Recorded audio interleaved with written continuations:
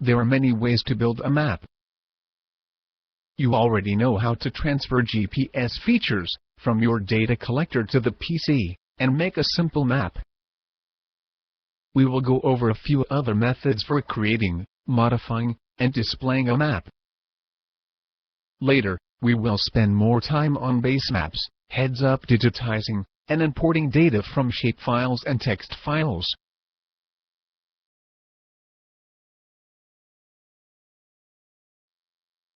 If you know the XYZ coordinates of a point, you may manually add the point feature to your map. To do so, first create or select the point topic into which you wish to add the new point. For example, let's open a blank map and create a point topic named Points. Now, click on Map Add Feature by mouse, then select Add Point. When the cursor changes to a plus sign, click anywhere in the map. Right-click to end the Add Point function. Double-click on the newly added point feature to view its properties. In the Feature Properties dialog, click on the Coordinate Information button, then enter the correct coordinate values. Click the Zoom to Topic icon to bring the new point into view. This point is colored orange because it is currently selected. To unselect it, click anywhere else on the map. Let's add an area topic named Areas. To hand input an area feature, first select the topic, then select the Add Area function. Then simply click on the map in the No Snap mode to form each node. Right-click to end the feature. You may use the same method to digitize a line feature. For an area feature, clicking on the right mouse button will close the area. In the No Snap mode, you may also drag the mouse to make a freehand drawing of a line or area feature. You may turn on the Display Nodes function to see the nodes form as you drag the mouse. Let's add a line topic named Lines. First, turn on the Display Nodes function in the View menu. With the Lines topic selected, select the Add Line function. Drag the mouse to form the line. Click the Show Tips mark box to see what other methods you may use to digitize a feature. Click the check mark to turn off the panel of tips. If you want your next point or node to be exactly where an existing point or node is, then select Snap to Node. Let's do that. Click near this point feature to snap to it. Right-click to end the line feature. Now, you may ask yourself, when one feature is exactly on top of another, how do you select the feature that is underneath? The answer depends on whether the two features belong to the same topic. If they belong to two different topics, then you may click on the checkbox for one of the topics to hide its features. If they belong to the same topic, then you would select the feature that is on top, right-click on the map, and then select Move to Back. This will shove it to the bottom and reveal the feature it was previously blocking.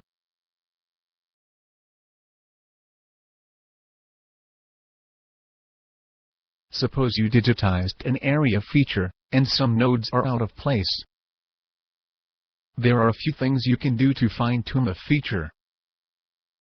You will need to first turn on the Display Nodes icon, and select the feature you wish to modify. Then you can use the Cut Nodes icon to remove one or more nodes by dragging the mouse over those nodes. Right-click to end the Cut Nodes function. You could also use the Edit Move Node function to move a node of the selected feature. The mouse pointer will change into a crosshair symbol. Drag the node to its new location, then right-click to end the Move Node function.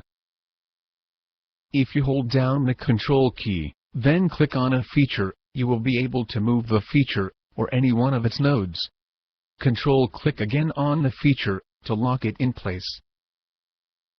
After selecting a line or area feature, you could use the Edit Insert Node function to add a node, to serve as a handle for adjusting the digitized shape. First, turn on the nodes, and select the reference node in the feature.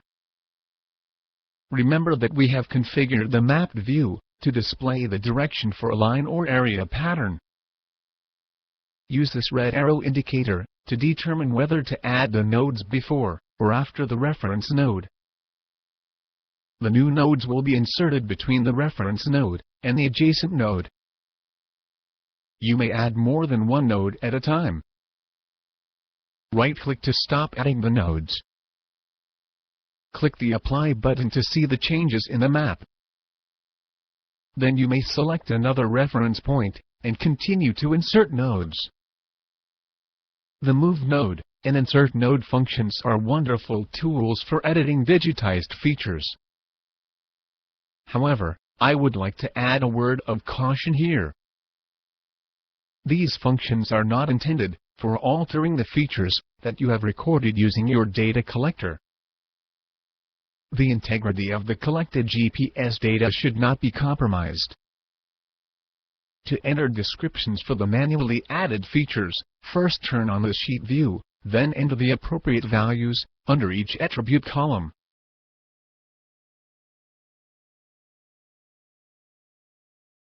Suppose in field session 2, you forgot to record a parking area in static mode, but instead, log the corner points as point features. Don't worry. You can use the CMT-PC software to join these points into an area feature. To do so, first make sure that there is an area topic into which you wish to put the resultant area feature. If not, create one. Now, select Utilities Join, then select Lines Points, and Cursor Selected in the Join Type section. In the Result Feature section, select the area topic and select Area for the type field. If you don't need the original point features anymore, you may mark the Delete Original Features checkbox. Drag the dialog box to the side and use the cursor to click on the point features that form the area feature. When you click the Join button, the new area feature will be displayed.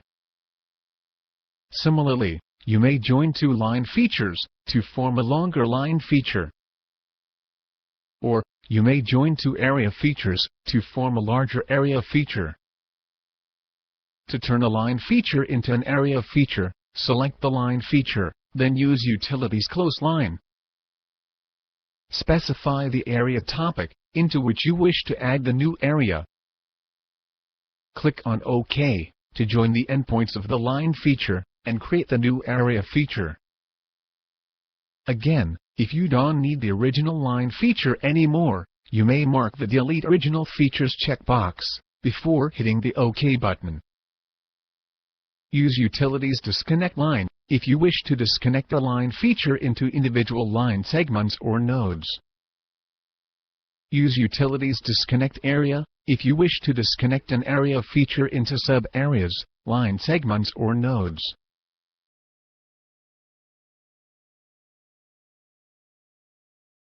If you would like to create a set of regularly spaced points across an area feature, you could use the Create Grid utility to do so. Let's open the SWC5 map file and zoom to the spray area topic. Suppose you have taken a soil sample every 50 meters in the spray area and would like to enter the data into the CMT-PC software. To do so, select the spray area feature, then select Utilities Create Grid. Place the grid origin at the southwest corner of the spray area. In the Scale section, enter 50 for X direction and 50 for Y direction. Mark the Create Points from Grid checkbox. By default, the Grid Points topic is selected as the result topic. When you click Apply or OK, a point feature will be created at each grid node. The grid itself is a separate map object that you may modify or delete. it belongs to the non-spatial data topic. We could use Sheet Setup to add a few attributes for this grid points topic. I would add these attributes: pH, position X, and position Y. Click OK. Now in Sheet View, we have a spreadsheet showing the sample IDs and the corresponding GPS locations. We can enter some pH values such as 6.5, 6.6, 6.4, and so on. Let's unmark the spray areas and aerial images topics.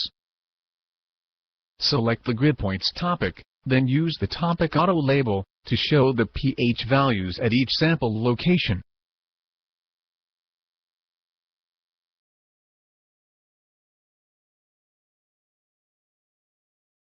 If you would like to create the colors around the fairways of a golf course, the Utilities Create Buffered function is the perfect tool to use. For example, let's open the golf.fmp map file and add an area topic named Light Rough. We will give it an attribute called Last Mode. To create a buffer around the fairway, first select Utilities Create Buffer, then click on the Fairway Area feature. You want to select Outside Buffer, Equal Intervals, and set the buffer interval to be 30 feet. Enter 1 for the number of buffers. Select Light Rough as the resultant topic, and unmark the Enable Classification checkbox. When you click on the Solve button, a light rough color is formed around the selected fairway. To see the size of the buffer region, double-click on the light rough topic, then click the Measure Area icon. The net buffer area as well as the total area will be displayed. You can use the Create Buffered function to create multiple buffer strips as well. In that case, you would enter a value, other than 1, into the Number of Buffers field to create buffer strips that have different widths. Unmark the Equal Intervals checkbox. The starting distance is 0. And the ending distance is under buffer end. Press the Tab key to advance to the next field, or to add a new buffer record. When creating multiple buffers, you may turn on the Enable Classification option. You can then specify the attribute by which the buffers should be classified. The different buffer classes will be displayed in different colors based on the starting and ending colors that you specify. If you mark the Area Strips option, then you may enter the starting distances under Buffer Start and the ending distances under Buffer End. This is useful when you need to have a gap between two buffers. To buffer just a part of the feature, unmark the For Complete Feature checkbox, then specify the starting and ending nodes.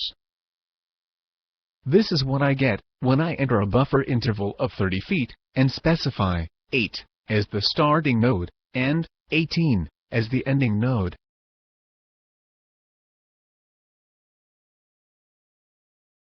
By now, we should all agree that it really pays to organize our maps by grouping the features into relevant topics. By assigning a different symbol or pattern to each topic, you can make your map easier to interpret. Within each topic, you may further classify the features by one of its attributes. For the example, select the tree topic in the CMT map file. Click on Topic Classify, then select the Height attribute. With the ramp method selected, change the beginning color to a light green, and the ending color to be dark green. With a unique value method selected, click the Classify button. 3 classes are formed, based on the height ranges of the trees. When you click OK, each tree in the map will be colored according to the class to which it belongs. And you can tell at a glance how the short, the medium-tall, and the very tall trees are distributed. Notice also the 3 tree classes that are displayed, along with their symbols, in the topic view.